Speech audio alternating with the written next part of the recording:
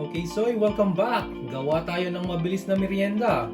This is very common para sa ating mga Pilipino. This is a very famous Filipino snack. To all my non-Filipino friends, we got here sweet potatoes, sugar. Those are the two basic components. But I have here sesame seed as well. This is optional. So what we will do today is kamote Q, or should I say, sweet caramelized potato sticks.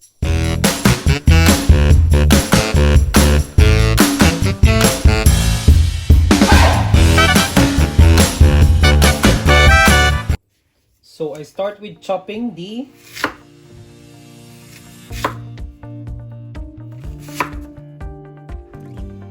this is about 1.5 centimeter thick. Then cut them into sticks.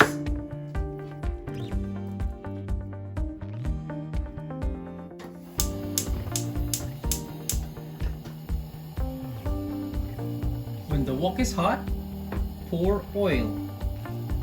I normally put 2 cups of oil.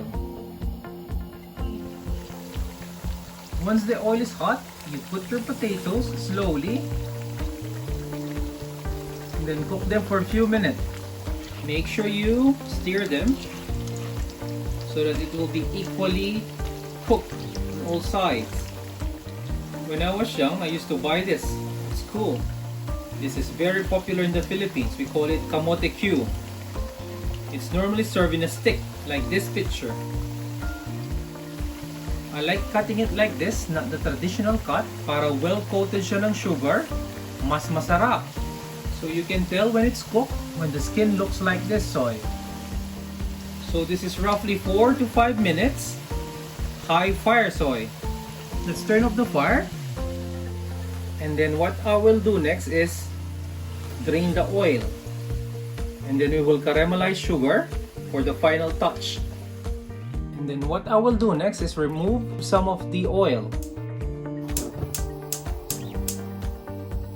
And then next, medium fire, I'll add the sugar. This is 1 cup of sugar, Soy. 1 cup. So what we will do is, we will caramelize the sugar. Make sure it's on medium fire so that it won't burn. Some people, they put the sugar straight away, but I don't.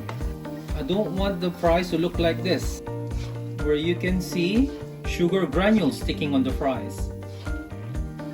So this is just medium to low fire, Soy, yeah?